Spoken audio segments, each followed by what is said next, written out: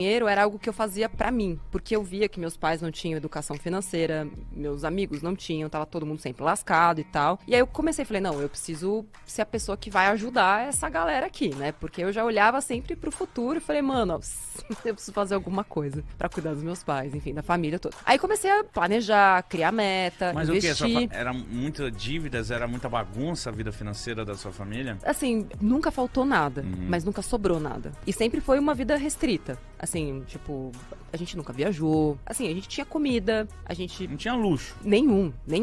Assim, estudava, comia e era isso. E não podia uma série de coisas, era não pra tudo. Eu falo isso até no livro, né? Era não pra tudo. E aí, só que sempre tinha aquele receio, assim, do desemprego. Era um medo constante na minha casa, porque só meu pai trabalhava, minha mãe cuidava da gente, somos em 3. Então era aquele medo constante. Puta, seu pai, né? Nossa, e se acontecer isso? E são 3 meninas, mas cada uma introjeta aquilo de um jeito. Eu introjetei, eu vou ter que trabalhar. Eu vou ter que me virar pra cuidar de mim e deles também, né? Porque isso pode acontecer a qualquer momento. E aí eu comecei a juntar dinheiro com 8 anos de idade. Veio bem cedinho. Bem cedinho. Você juntava dinheiro com 8 anos de idade pra comprar o quê?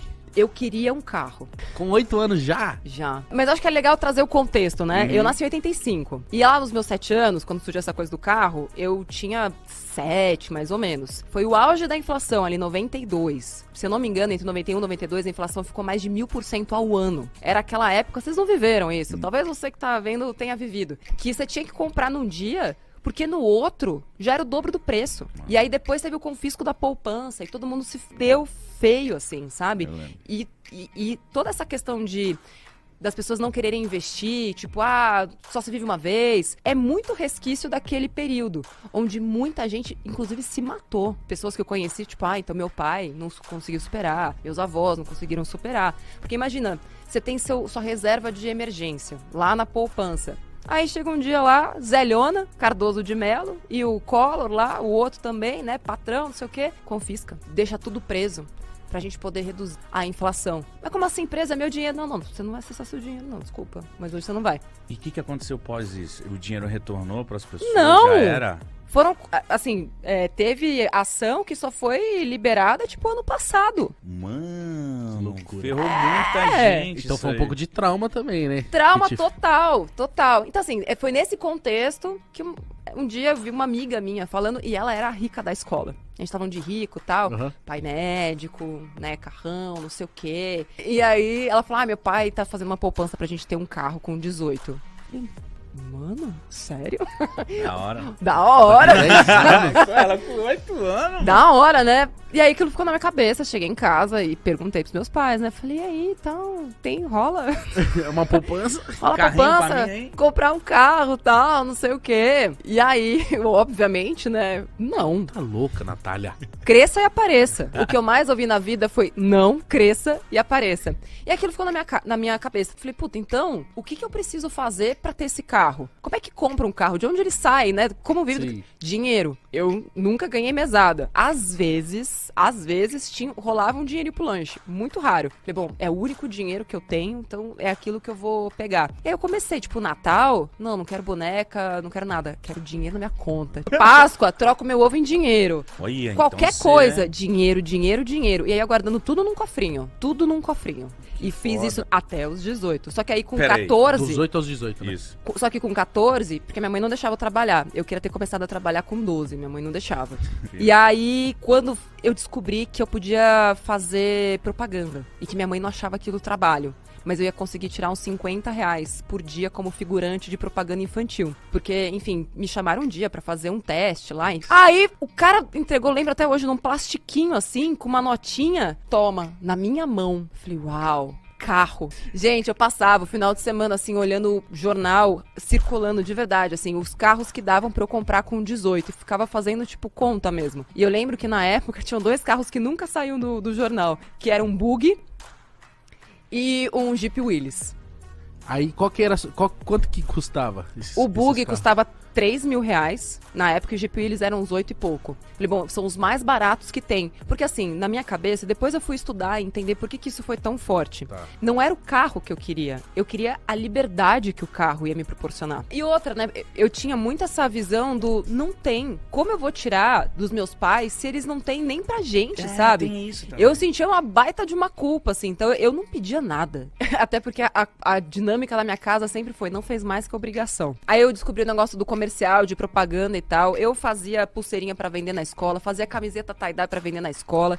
Eu pegava coisa que eu não usava mais, fazia bazar com as amigas da escola. Começou a comercializar. tudo. Empreendedora ali na escola, aproveitando todo o network pra vender e conseguir dinheiro pro carro. E aí, qual não foi minha surpresa quando eu fiz 18? Eu tinha, naquela época, R$6.800. Mano! Calma aí, você nunca chegou a cogitar abrir o cofre? Não, eu Pra sempre comprar abria. Não, mas tipo, pra contar Pra ou usar. pra gastar? Pra contar. Não, mas você foi muito disciplinada. Eu sou muito disciplinada. O fato de eu ter vivido com tanta disciplina, sem abrir mão de nada, nada mesmo. Porque tudo aquilo que eu queria, eu dava um jeito de fazer. Tipo, imagina, adolescente. Você tem que estar no mínimo ali bonitinha, né? E eu não era lá essas coisas. E aí, assim, o que eu vou fazer? Eu costurava. Comprava tecido, que era bem mais barato. Pera, mano. Eu sempre usei defeitos e transformava em efeitos. Então eu lembro, deve ter foto em algum lugar, tipo, eu comprei um tecido verde, assim. Quando você pega qualquer tecido e dobra, costura de um lado, costura embaixo, joga em cima e faz um buraco. É uma blusa! Você fazia isso? Super! A questão sempre era o resultado. Eu dava meus pulos, eu nunca me fiz de vítima, tipo, ai, não tenho dinheiro, ai, não sei o quê. Gente, eu realmente estava obstinada em ter A meu ter um carro, carro. e depois em comprar meu apartamento, e depois em ter minha independência financeira. Mas nesse período, você estudava isso? Você ia lendo? Você... Não tinha, né? Não tinha bibliografia.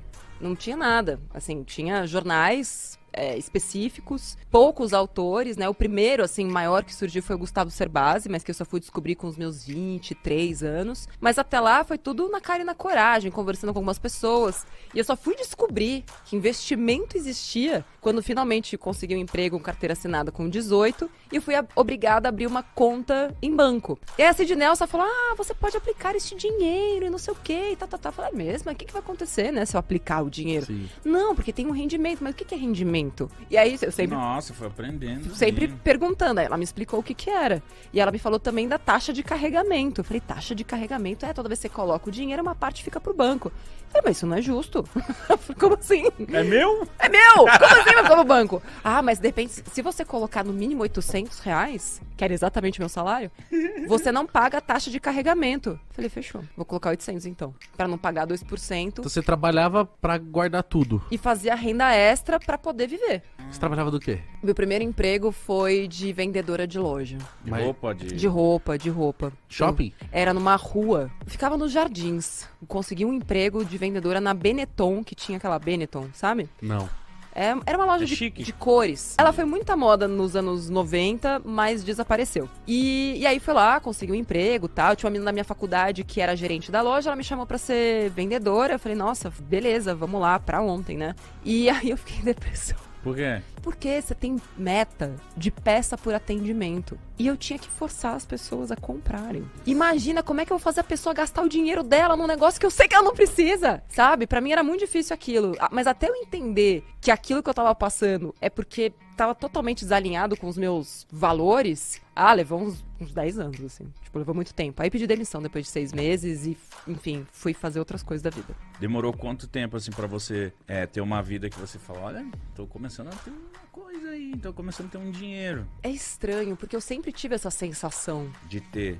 Porque na minha cabeça já tinha a projeção do dinheiro no tempo com o acúmulo de juros compostos. Então eu nunca vejo o dinheiro do jeito que ele é hoje. Eu vejo ele do jeito que eu quero que ele seja para aquilo que eu quero amanhã, entende? Entendi. Então eu nunca vejo 800, eu vejo 800 vezes 12, com juros compostos ao ano de 9, 10, 12, 14, vezes 5 ou vezes 10.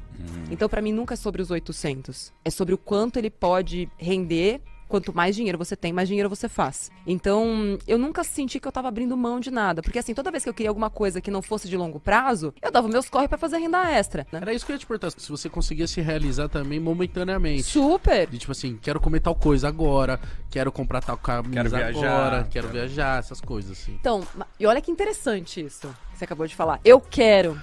Eu sempre quis primeiro e depois ia ver se tinha dinheiro. E se não tivesse, eu fazia. Porque o que eu mais ouço, assim, né, de me poupeiros e me poupeiras é: ai, mas quando eu passo vontade eu me sinto pobre. Ah, mas é muito ruim você ter que ir num shopping e não poder comprar o que você quer. Mas aí que tá, se você foi ao shopping e não queria aquilo que você começou a querer no momento em que você chegou lá, então você só é trouxa. Você não queria aquilo de verdade. E o fato de você sair de lá sem comprar nada não faz de você uma pessoa pobre. Faz de você uma pessoa autodisciplinada, que sabe o valor do seu dinheiro, que não vai fazer uma comprinha por impulso e depois vai abandonar no fundo do guarda-roupa sem nem lembrar que aquilo é dinheiro. E o dinheiro é fruto do teu tempo. Mas assim, e por que a gente é assim? Nós, seres humanos, não somos confiáveis.